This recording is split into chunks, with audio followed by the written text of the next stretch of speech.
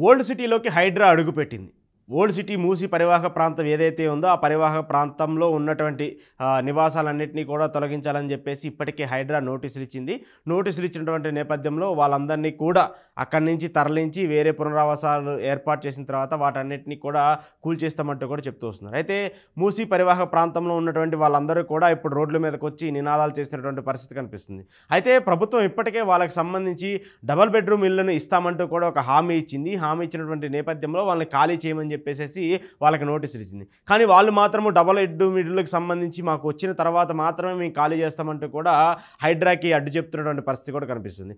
Old city పరిసర ప్రాంతాల్లో ముఖ్యంగా మూసీ నది ప్రవహిస్తూ ఉంటుంది కాబట్టి ఆ పరిసర ప్రాంతంలో దాదాపు 20 నుంచి దాదాపు 35,000 మందికి పైగా పునరావాస బాధితులు ఉన్నారు. ఆ మూసీ పరివాహక ప్రాంతంలో వాళ్ళకి సంబంధించినటువంటి భవనాలను కానివ్వండి, అక్కడ కట్టుకున్నటువంటి ఇళ్ళన్నింటినీ కూడా కూల్చేయాలని చెప్పేసి ప్రభుత్వం ఆదేశాలు జారీ చేసింది. ఆదేశాలు జారీ చేసినటువంటి నేపథ్యంలో హైడ్రా దానికి అనుగుణంగా వాళ్ళకి నోటీసులు ఇచ్చి ఇప్పుడు కూల్చివేయాలని చెప్పేసి ప్రక్రియ మొదలుపెట్టింది. అయితే మూసీ పరివాహక ప్రాంతానికి సంబంధించి ఉన్నటువంటి బఫర్ జోన్ కానివ్వండి, అక్కడ ఫ్లడ్ ఎఫెక్టెడ్ ఏరియాస్ ఏవైతే ఉంటాయో అవి కానివ్వండి, వాటన్నింటిని కూడా పూర్తిగా తొలగించాలనే నిర్ణయం తీసుకున్న నేపథ్యంలో నిన్న మొన్న వాళ్ళకి నోటీసులు కూడా ఇచ్చినటువంటి ప్రక్రియను కూడా మనం చూస్తూ వచ్చాము. అయితే వాళ్ళందరూ కూడా ఇప్పుడు మళ్ళీ బయటకు వచ్చి రోడ్ల మీద హైడ్రా చేసినటువంటి పనులు కానివ్వండి, బుల్డోజర్లు కానివ్వండి అడ్డుకునే ప్రయత్నం చేస్తూ వస్తున్నారు.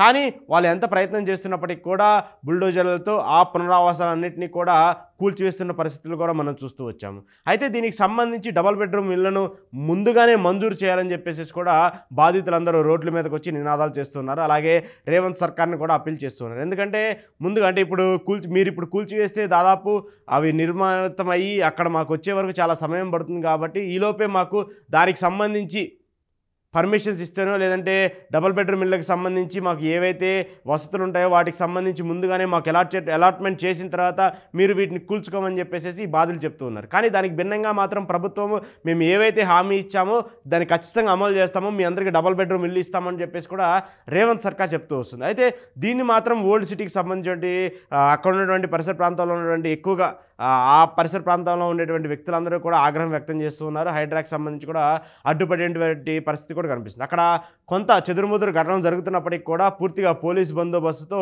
ఆ ప్రాంతం అన్నింటినీ కూడా జల్లెడ పట్టి ఆ ప్రాంతం అన్నింటిలో కూడా ఏవైతే ఫ్లడ్ ఎఫెక్టెడ్ ఏరియాస్ ఉన్నాయో, బఫర్ జోన్లో ఉన్నాయో, అలాగే మూసీ రివర్ని ఆక్రమించి కట్టుకున్నటువంటి నివాసాలు ఉన్నాయో వాటన్నిటినీ కూడా కూల్చేస్తామంటూ కూడా చెప్తూ వస్తుంది. ఇప్పటికే కొన్ని ప్రాంతాల్లో కూడా కూల్చేసినటువంటి పరిస్థితి కూడా మనకు కనిపిస్తుంది. అయితే దీనిపైన ఓవైసీకి సంబంధించి ఆయన మాట్లాడతారని చెప్పేసి అక్కడ ఉన్నటువంటి బాధితులు ఆశిస్తున్నప్పటికీ కూడా ఎక్కడా కూడా ఓవైసీ సంబంధించిన వ్యక్తులు కూడా ఎక్కడా కూడా మాట్లాడినటువంటి పరిస్థితి లేదు. దాంతోపాటు ఓవైసీకి సంబంధించినటువంటి కాలేజీ పైన అలాగే ఆయన పైన సంబంధించిన హాస్పిటల్ పైన కూడా అక్కడ కూడా కొన్ని రోడ్లను ఆక్రమించి వాటిని రోడ్ని అడ్జస్ట్ అయ్యే విధంగా కట్టారని చెప్పేసి, దాంతోపాటు ఆయన కాలేజీకి సంబంధించి ప్రభుత్వ భూమికి సంబంధించి దాన్ని లాక్కొని కట్టారని చెప్పేసినటువంటి ఒక ఆరోపణలు కూడా ఉన్నటువంటి నేపథ్యంలో ఆయనకు కూడా హైడ్రా నోటీసులు ఇస్తుందా అనేటువంటి ఒక ప్రశ్న అయితే ఇప్పుడు తలెత్తు వస్తుంది. ఎందుకంటే ఓల్డ్ సిటీకి సంబంధించి ఖచ్చితంగా ఓవైసీ బ్రదర్స్ హవా నడిచేటువంటి ప్లేస్. అక్కడ సామాన్యంగానే ప్రభుత్వ అధికారులు కానివ్వండి, పోలీసులు కానివ్వండి అక్కడికి వెళ్ళి ఏదైనా పని చేయాలన్నా, అక్కడ ఏదైనా చేయాలన్నా కూడా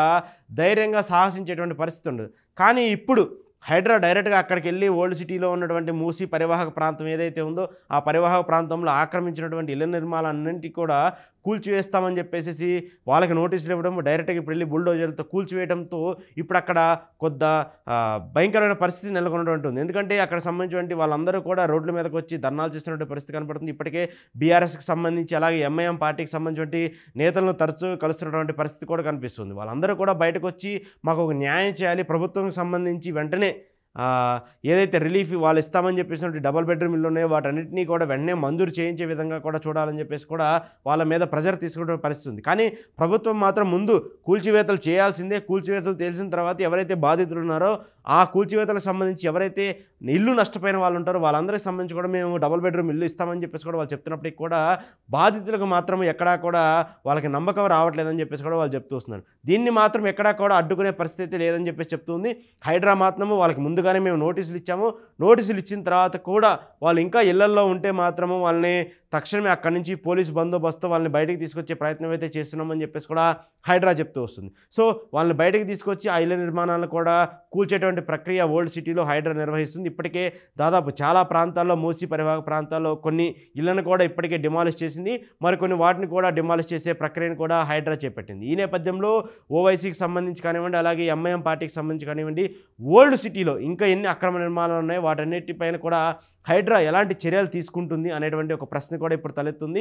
దీన్ని రాజకీయ పరంగా ఎలాంటి ఇబ్బందులు వస్తాయి, రాజకీయ పరంగా ఎలాంటి కాన్ఫ్లిక్ట్స్ వచ్చేటువంటి అవసరం ఉందని చెప్పేసి కూడా ఇప్పుడు తెలంగాణ రాజకీయాల్లో ఒక సంచలనంగా మారేటువంటి ఒక అంశం అయితే మనకు కనిపిస్తుంది. అయితే హైడ్రా పైన మాత్రము రేవంత్ రెడ్డి సర్కార్కి, హైడ్రా పైన మాత్రము రేవంత్ రెడ్డిని మాత్రము ఇటు బీఆర్ఎస్ పార్టీ, ఎంఐఎం పార్టీ తీవ్రంగా ఆగ్రహం వ్యక్తం చేస్తూ ఉంది. ఎలాంటివైతే బాధితులు అంటే పేదవాళ్ళకి సంబంధించినటువంటి ఇల్లులు ఉన్నాయో వాటన్నింటినీ కూల్చేసి రేవంత్ రెడ్డి వాళ్ళ జీవితాలను రోడ్ల మీద పడేస్తున్నారంటూ కూడా బీఆర్ఎస్ సంబంధించిన నేతలందరూ కూడా కాంగ్రెస్ ప్రభుత్వం పైన ఆగ్రహం వ్యక్తం చేసినటువంటి పరిస్థితి కనిపిస్తుంది. మరి దీని మీద ప్రభుత్వం ఎంతవరకు త్వరితగతిన స్పందించి బాధితులందరికీ డబుల్ బెడ్రూమ్ ఇల్లు ఇస్తుంది, బాధితులకు సంబంధించి వాళ్ళని ఎప్పుడు ఆదుకుంటుందంటూ కూడా చెప్పాలని చెప్పేసి ఇటు ప్రతిపక్ష పార్టీలన్నీ కూడా డిమాండ్ చేస్తూ వస్తున్నాయి.